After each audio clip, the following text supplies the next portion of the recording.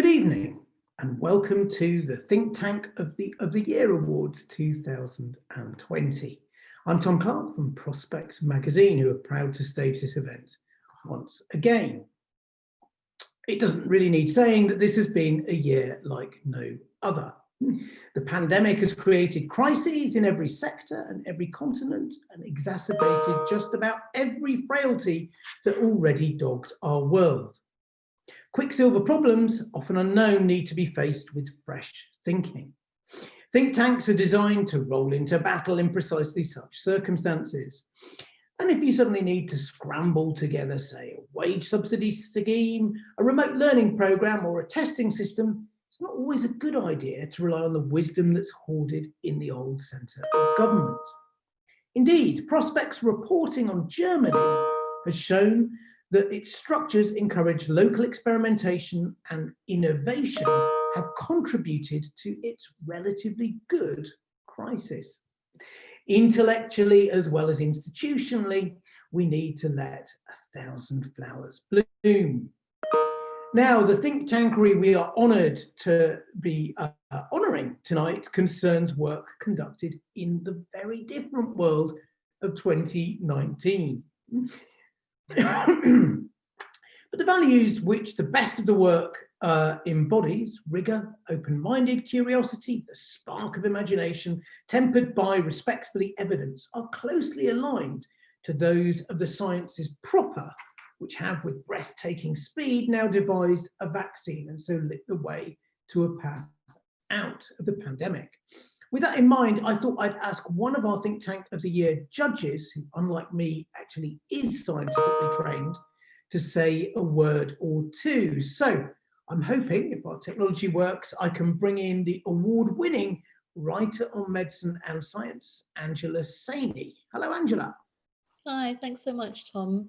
It was such a pleasure to be a judge again this year, so thank you for inviting me to do that.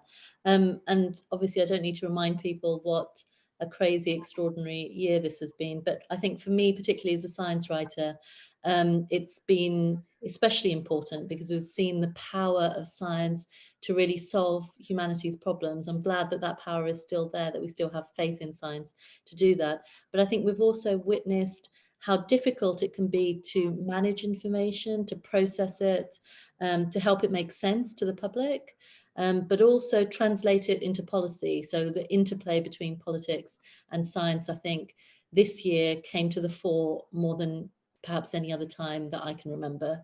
And it's especially difficult, I think, in this internet age, social media age, in which there can be very little nuance and people want answers super quickly, but the answers aren't always available because the data isn't there or the analysis isn't adequate enough.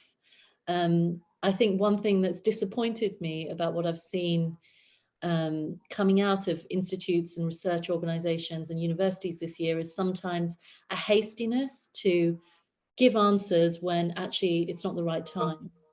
We need to wait. And what I would love to see, and I think this is what I saw in the entries that I saw to Think Tank Awards for last year, and I hope we see it again next year, is what good think tanks should be doing is giving the long view, looking historically at precedents and how narratives and stories and data shifts over time, and waiting until we have all the information we need to provide good answers to the public and to policymakers.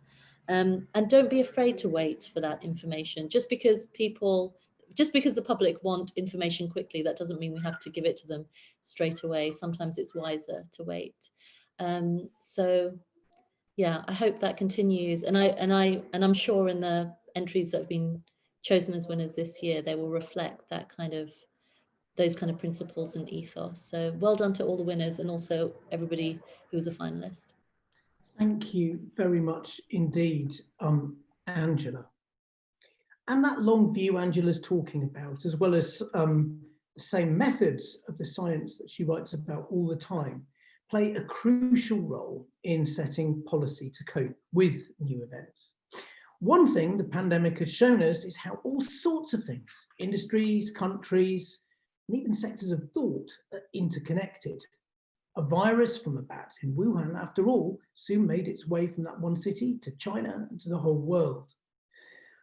Meanwhile, a medical crisis wreaked havoc upon the economy and did for travel between countries. And so on an interconnected planet, politicians and thinkers and policy fixers like all of you must find ways to protect both the immediate physical health and lives of their citizens, whilst also ensuring that neither their mental health nor their livelihoods go entirely neglected. So it's fitting indeed that many of the think tanks that our judges looked at have carried out detailed research across many different areas. And it's fitting too in a world where innovation and insight in one part of the world soon finds application to problems that have been shown to be extremely straddly across borders, that we've merged our old separate continental categories, or UK, Europe, wider world, or North America, into a single prize. And what that means, as our assembled bright minds will, I'm sure, have worked out, is that the winners can justly claim to be champions of the world. We've also added new cross-cutting prizes, the Innovation Awards, to commend a tank for its original approach, and the Advocacy Award, which salutes an organisation's ability to make itself felt.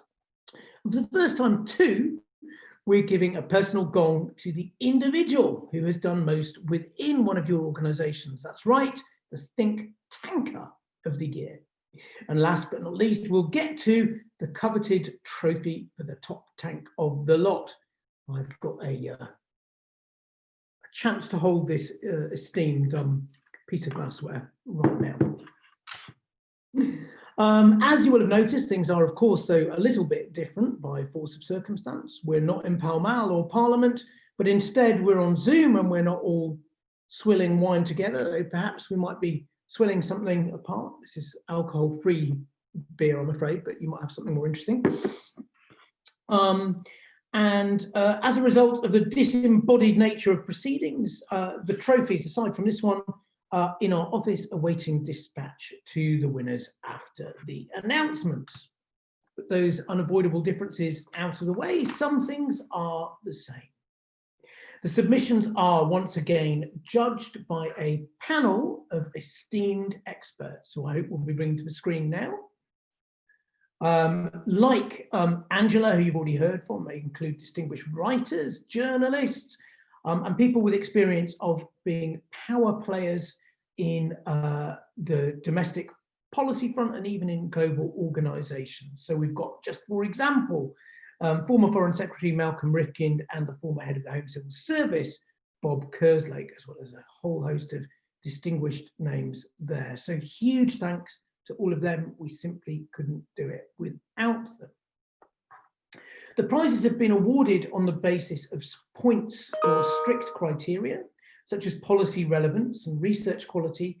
And where the scores are more or less level, we've also been able to apply our tie-break criteria, which take account of how much work the tanks are doing to train the next generation of researchers, or their record on transparency in funding. And that's allowed us to pick the winner in cases where things get really tight. But now, without further ado, let's get to those prizes. First up, the economic category. It's in a crowded and an impressive field. One of the top candidates, Bruegel, is a previous winner of the European Economics Prize, which is now a competitor on the global stage. This year, it was particularly commended for its work identifying the key environmental and social challenges facing the continent. Britain's NISA emerged as runner-up, work on such issues as immigration, particularly catching the judges' eyes. Now, after handing the Peterson Institute the US Economics Prize in the US category for at least 4, or was it 5 years, for the sake of variety, we might have thought that the merging of continents would finally see them dethroned. But no such luck. They were just too good. And so they're back, this time even stronger, as the top economics think tank in the world. For Peterson, trade, as ever, is a huge issue, as it is an urgent and vast concern for the world economy. One judge commended their rigorous, fact-based analysis, rating it as critically important in all sorts of ongoing debates. So many congratulations once again to the Peterson Institute. Okay, turning now to social policy. SNS were commended for their work into how the Swedish government can manage an ageing workforce. But they were just pipped as runners-up by the Higher Education Policy Institute, whose work on inequality and universities was exemplary, with interesting, not to mention timely, analysis about both race and class. The winner, however, was the Centre for Social Justice, specifically for its thoroughgoing examination of the gathering problems in the UK prison system. It's now agreed that a decade of austerity hit the prisons especially hard, and so it's interesting to see calls for investment and indeed penal reform being embraced by a tank with origins on the right, in stunning work, which one judge said offered a rich picture of the problems facing the sector and offered a truly compelling narrative about prison life. They are a worthy winner.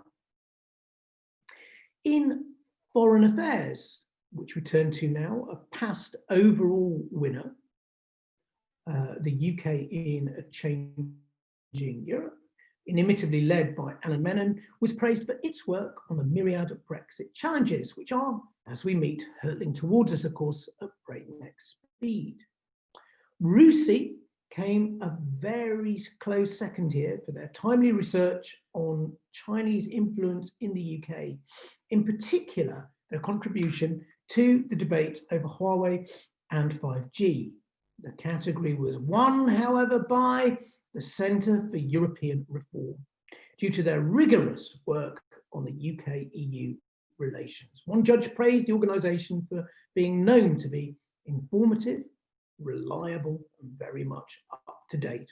2 weeks now from the moment where Brexit finally moves from rhetoric to reality, heaven knows they are exactly the kind of experts that we need. The environment, energy, and most particularly climate is a vast subject that only becomes more pressing with each passing year in these awards. The American nonprofit Resources for the Future was praised for its work for the increasingly salient question of managing water resources. Inter-American Dialogue came as runners-up for their urgent study of Amazonian deforestation, a rising threat in the Bolsonaro age. The winner, however, came from even further afield, beyond zero emissions, which has shown a rare ability to open a wide argument by drilling deeply into a narrow sector or place. Previously honoured in our awards for its enlightening work on the emission-heavy cement sector, this time the judges' eyes were drawn by their plans for how renewable energy could power jobs and growth in Australia's sparsely populated Northern Territory. This singular focus, however, made them all the more effective, and their report was praised for its influence, which I'm sure will soon spread in influence far beyond that vast and empty territory's shores. Okay, after the year we've had, and as Angela's been discussing a moment ago, we're all grateful by those in the medicine, science and technology field. Inter-American Dialogue are mentioned in dispatches for their focused and strategic work on issues surrounding education right across the American continent. The runner-up this time, though, were the International Institute for Sustainable Development, who dazzled with their forensic analysis on the risks of mercury poisoning facing Indigenous people in Canada from consuming contaminated freshwater fish. But the winner this year was RUSI, thanks to their, as the judges put it, vital research into the challenges posed by the globalization of technology. Deserved recognition for a tank that is pushing at the frontiers of both technology policy and international relations and finding ways to connect the two. Okay, it's now time already to turn to our new cross-cutting awards for think tanks who've shown themselves to be superlative in a particular mode of operating, no matter what policy field they happen to be in.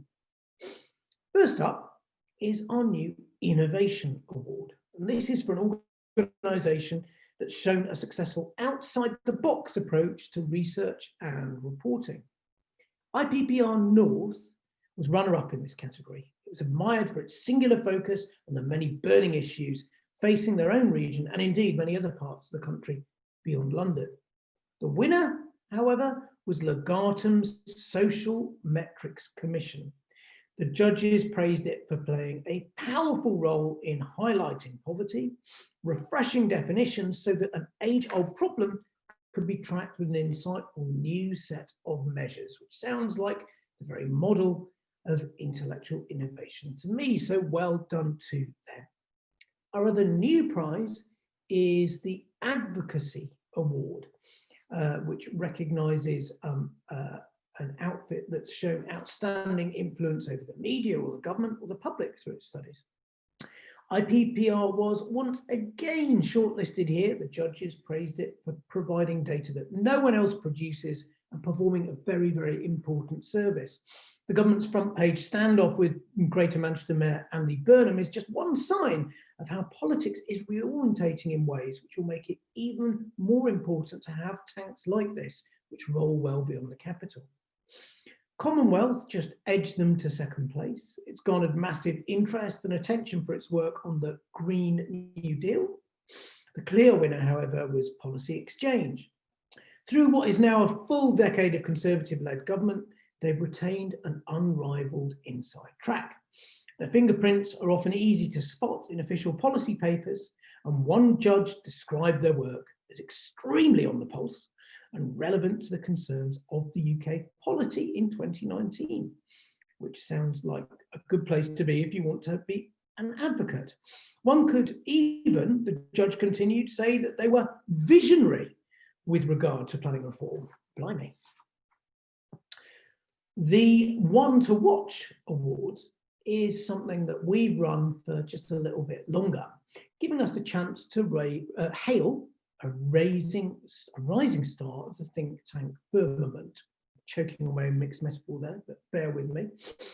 Though a previous winner of one of our trophies, the Fridtjof Nansen Institute, was commended here for their timely and influential work on environmental protection. It'll be fascinating to see where new director Ivan Newman steers this revered tank. Prague Security Studies Institute, again an old friend of these awards, emerged as the runners-up, thanks to work on disinformation, which is only going to become more relevant. Judges commended their pertinence in an era when there is no more urgent task than sifting fact from fake news. The winning one to watch, however, is Commonwealth. While British radicals have been pushing the Green New Deal for 10 or even a dozen years, and the American left becoming increasingly interested in the last couple of years as well, this organisation has been a singularly effective advocate of an agenda that's getting more and more traction, and is surely only going to continue to get more traction after a receptive rather than a hostile president moves into the White House next month. And now for something completely different. A gong, not for an institute, but a real living person. That's right, roll the drums as we prepare to give our first ever Think Tanker of the Year.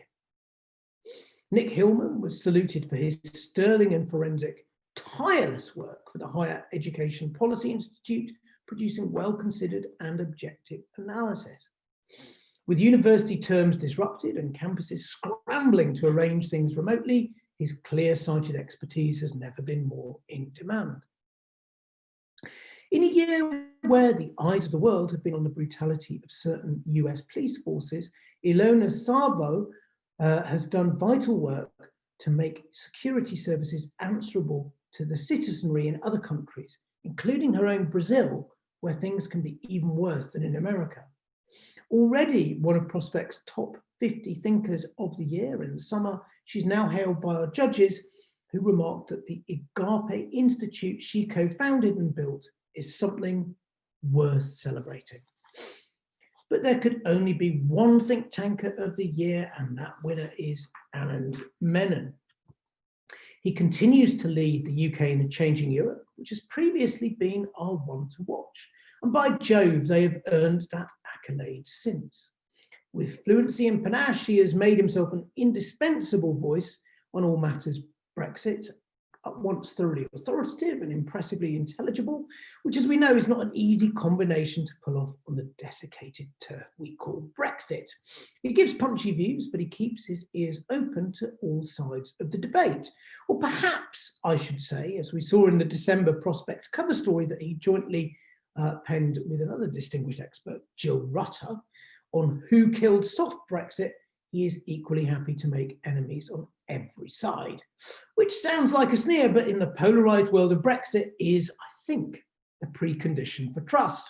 Where others lose their heads while fighting their corner, he is still admirably keeping his cool. So well done, Anand Menon, our inaugural think tanker of the year. Finally, we turn to the overall think tank of the year. And switching, I'm going to put my hand on my trophy for this sacred moment, from this year's relatively juvenile successes, such as the UK in changing Europe and Commonwealth, this year we will be hailing an outfit that has been on the battlefield of ideas since before tanks were even a thing. It really was, hear me out. Yes, though founded by the Duke of Wellington in the 1830s, it has this year shown again an ability to move restlessly and retain relevance in a fast-changing world. Yeah, I'm delighted to announce it is RUSI, the Royal United Services Institute, which, as we've heard, aced its contributions in both the science and the foreign affairs category. The report on China, the UK relations, hit a hugely influential nerve by attacking the government's move towards allowing Huawei to partner and participate in the UK's 5G network. Their analysis looked very relevant to the government's eventual move to restrict mobile phone providers from buying new Huawei equipment, and as well as influential in a year which has shown how interconnected all of our fortunes are on planet Earth. RUSI have shown that rare and timely ability to join the dots. So big congratulations to them, and I'm sorry I can't give you this in person, but it will be with you before too long. RUSI in the post. That is almost all you'll be relieved to hear from me, but I of course do just briefly need to say a few thank yous. I've mentioned our wonderful judges, and I thank them again, but I'd also like to thank the terrific team of prospects that have come through together a ride which has been for us, as for so many of the outfits up and down the country, a seriously bumpy year. In particular, I should single out my former colleague, Victoria Jackson, who did sterling work in the setting up these awards a few months ago. I'd like to thank too Alex Dean, who kept tabs on all the results from the judges and chased them where necessary, generally kept the show on the road. And I owe a huge debt of thanks to our commercial director, Alex Stevenson, who's ended up overseeing not only the overall strategy of the awards, but getting his hands dirty on the details of how you move a big annual event from Pall Mall to Zoom. So big thanks to you, Alex. Mike Turner, our stalwart creative director, took care of the slides. And then our superlative Stakhanovite new editorial team member, Emily Lawford, who burned the midnight oil to pull all the information together and ensure I had something hopefully cogent to say in this speech. I cannot thank Emily enough. Thanks in sum to all of them for making it possible to honour tanks at a time when their importance is rising, but in-person events aren't really a thing. And thanks to all of you for tuning in and doing the same with us. It's time to stop, save, to say a Merry Christmas to one and all. And here is to a happier and yes, a COVID-free 2021. Thanks so much once again, and goodbye.